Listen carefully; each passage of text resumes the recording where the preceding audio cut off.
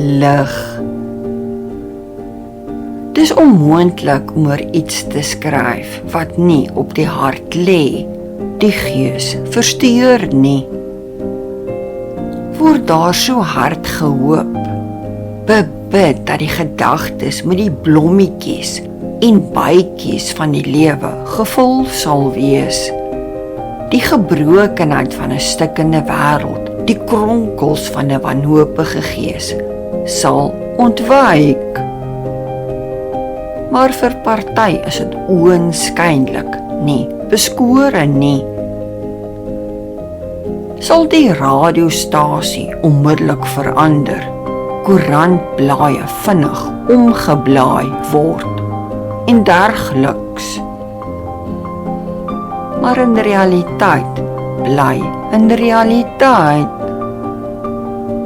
Hoe moet dit te bowe gekom word?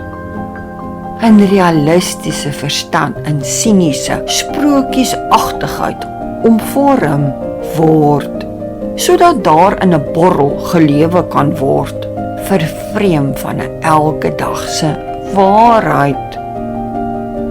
'n gebroke waarheid wat deur volle konfrontasie in die gees aangespreek kan word, veranderend tot 'n nuwe realiteit, vry van ontkenning, vir 'n nuwe, beter wêreld om in te leef, funksioneer. Deur nie 'n donker waarheid te konfronteer onder 'n simboliese mat in te vee nie. Hoekom is dit dat mense nie die volle waarheid van 'n gebroke wêreld wil weet, kennis van wil dra nie? Daaroor moet diep besin word. Heel waarskynlik omdat die worstel in eie gees alreeds genoeg is om te dra. Daar nie nog 'n spasie in die hart is om die donkerheid van die wêreld by die eie worstelinge te voeg nie. Maar so is daar die wat altyd die mooiste, hoopvolste en elke uitdagende, let's put it that way, lewenssituasie sien. Hoe wonder mens, hoe word so 'n kykpunt bewerkstellig? Die hart met sy hoop gevul, wanneer daar in die gebrokenheid van alles wat seer is, geleef word. Die wat so deur die lewe loop, is soos heilige ligte in 'n donker kamer, glimlaggend, aantreklik, magneties. Word daar so hard begeer om so 'n siege gees soos hulle te hê, blynweg gestel. Hoe is dit moontlik dat selfs te midde die swaar kry van mens, dier, die lewe in so 'n positiewe lig beskou kan word? Wat is die geheim? Misterie.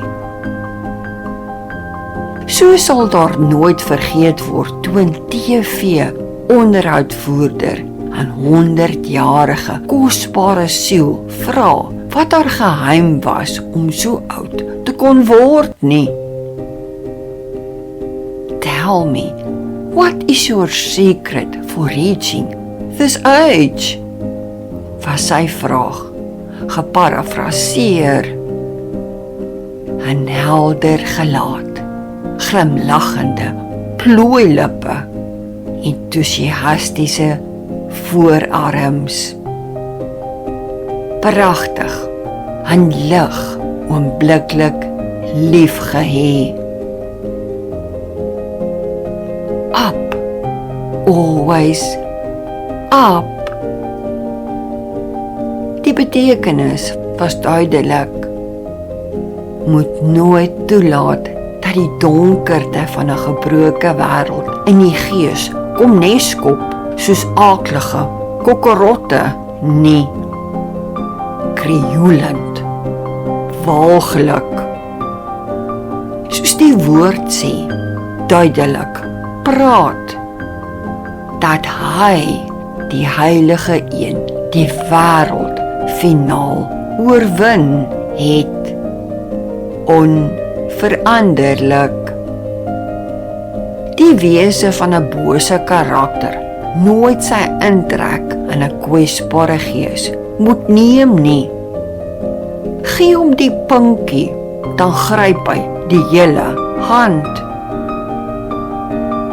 En so kan daar vir ure oor die onderwerp gepraat, gefilosofeer word, uiteindelik ontaard in die vervelendheid van 'n swak geskryfde memoir.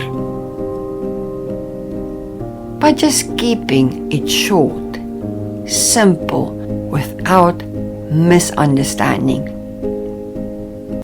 Om die geestesspiere te oefen, 'n heilige besluit te neem, dan driekie vir driekie uit die putte van donkerte te klim na die lig van ware, egte vreugde, soekend, soekend na hom, die gewer van elke goeie gawe. Even if it takes all of what you've got.